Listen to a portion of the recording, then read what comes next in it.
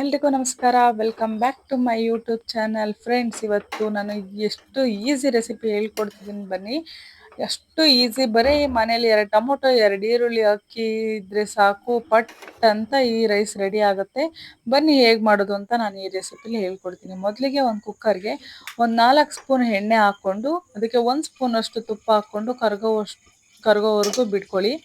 ಬಿಡ್ಕೊಂಡಾದ್ಮೇಲೆ ಮಸಾಲೆಗೆ ಚಕ್ಕೆ, ಲವಂಗ, ಏಲಕ್ಕಿ, ಸೋಂಪು, ಪಲಾವ್ ಎಲೆ, ಡ್ರೈ ಮೆಂತ್ಯ ಸೊಪ್ಪು ಹಾಕ್ಕೊಂಡು ಚೆನ್ನಾಗಿ ಫ್ಲೇವರ್ ಬಿಡೋ ತನಕ ಮಿಕ್ಸ್ ಮಾಡ್ಕೊಳ್ಳಿ. ಮಿಕ್ಸ್ ಮಾಡ್ಕೊಂಡಾದ್ಮೇಲೆ ನಾನಿಲ್ಲಿ ಒಗ್ಗರಣೆಗೆ ಒಂದು 3 ಹಸಿರು ಮೆಣಸಿನ್ಕಾಯಿ ಹಾಗೆ 2 ಈರುಳ್ಳಿನ ಉದ್ದುದ್ದಕ್ಕೆ ಚಿಕ್ಕದಾಗಿ ಕಟ್ ಮಾಡಿ ಇಟ್ಕೊಂಡಿದ್ದೀನಿ. ಈಗ ಕಟ್ ಮಾಡಿ ಇಟ್ಕೊಂಡಿರೋದ ಹಾಕ್ಕೊಂಡು ಚೆನ್ನಾಗಿ ಸ್ವಲ್ಪ ಕಲರ್ ಚೇಂಜ್ ಆಗೋವರೆಗೂ ಫ್ರೈ ಮಾಡ್ಕೊಳ್ಳಿ. ಕಲರ್ ಚೇಂಜ್ ಆದಮೇಲೆ ನಾವಿಲ್ಲಿ ಇದಕ್ಕೆ 1 ಸ್ಪೂನ್ ಅಷ್ಟು ಶುಂಠಿ ಬೆಳ್ಳುಳ್ಳಿ ಪೇಸ್ಟ್ ಹಾಕ್ಕೊಂಡು ಚೆನ್ನಾಗಿ ಮಿಕ್ಸ್ ಮಾಡೋಣ. ಪೇಸ್ಟ್ ಆಗಿರೋದ್ರಿಂದ ಇದು ಮಸಾಲೆ ಸ್ವಲ್ಪ ತಳ ಹಿಡಿಯುತ್ತೆ, ಹಾಗಾಗಿ ಮಿಕ್ಸ್ ಮಾಡ್ಕೊತಿದ್ರೆ ತಳ ಹಿಡಿಯೋದಿಲ್ಲ. ಹಾಗೆ ಕಟ್ ಮಾಡಿ ಇಟ್ಕೊಂಡಿರೋ 2 ಟೊಮೊಟೊನ ಉದ್ದುದ್ದು ಕಟ್ ಮಾಡಿದ್ದೀನಿ, ಅದನ್ನು ಕೂಡ ಚೆನ್ನಾಗಿ ಹಾಕ್ಕೊಂಡು ಮಿಕ್ಸ್ ಮಾಡ್ಕೊಳ್ಳಿ. ಟೊಮೊಟೊ ಇಲ್ಲ 3 ಹಾಕ್ಕೋಬೋದು, ಫ್ಲೇವರ್ ಚೆನ್ನಾಗಿರುತ್ತೆ.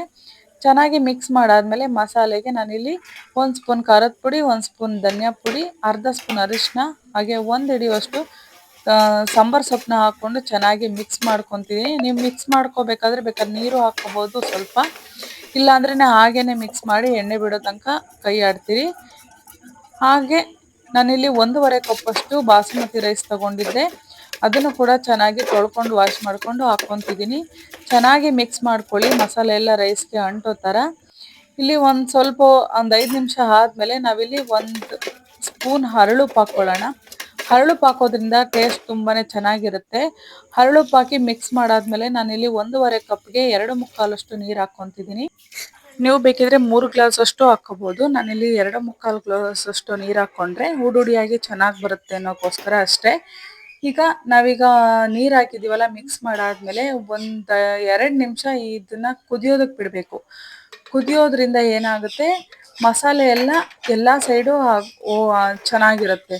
ಈಗ ನಾವು ಕುದಿಯೋದಕ್ಕಿಂತ ಮುಂಚೆಲೆ ಹಾಕ್ಬಿಟ್ರೆ ನಾವು ಹಾಕಿರೋ ಮಸಾಲೆ ಎಲ್ಲ ಮೇಲೆ ಬಂದುಬಿಡುತ್ತೆ. ಈಗ ನೋಡಿ ಚೆನ್ನಾಗಿ ಕುದೀತಿದೆ. ಕುದ್ದಾದ್ಮೇಲೆ ನಾನು ಇಲ್ಲಿ ಅರ್ಧ ಹೋಳು ನಿಂಬೆ ರಸನ ಹಾಕ್ಕೊತಿದ್ದೀನಿ. ಹಾಕ್ಕೊಂಡಿಲ್ಲಿ ನಾನು 2 ವಿಷಲ್ನ ಕೂಗಿಸ್ಕೊತಿದ್ದೀನಿ. 2 ವಿಷಲ್ ಕೂಗಾದ್ಮೇಲೆ ನಾನಿಲ್ಲಿ ಕ್ಯಾಪ್ ತೆಗಿತಿದ್ದೀನಿ. ಕ್ಯಾಪ್ ತೆಗೆದು ನೋಡ್ತಿರ್ಬೋದು ಎಷ್ಟು ಚೆನ್ನಾಗಿ ಆಗಿದೆ ಅಂತ. ಹಾಗೆ ಹುಡಿಯಾಗಿ ತುಂಬಾ ಘಮ ಘಮ ಅಂತ ಸ್ಮೆಲ್ ಬರ್ತಿದೆ. ನಾವಿಲ್ಲಿ ಯಾವುದೇ ಪೌಡ್ರನ್ನು ಸಹ ಯೂಸ್ ಮಾಡಿಲ್ಲ. ಮನೇಲಿರೋ ಖಾರದ ಪುಡಿ, ಧನಿಯಾ ಪುಡಿ ಅಷ್ಟೇ ಹಾಕಿ ಈ ಪಲಾವ್ನ ಮಾಡಿರೋದು. ತುಂಬಾ ರುಚಿಯಾಗಿರುತ್ತೆ. ಬ್ಯಾಚುಲರ್ಸ್ಗಂತೂ ಮಾಡಿಸಿದ್ದು ಟಿಫನ್ ಅಂತ ಹೇಳ್ಬೋದು. ಯಾರಿಗೆಲ್ಲ ಈ ವಿಡಿಯೋ ಇಷ್ಟ ಆಯಿತೋ ಲೈಕ್ ಮಾಡಿ, ಶೇರ್ ಮಾಡಿ, ಸಬ್ಸ್ಕ್ರೈಬ್ ಮಾಡಿ. Thank you for watching.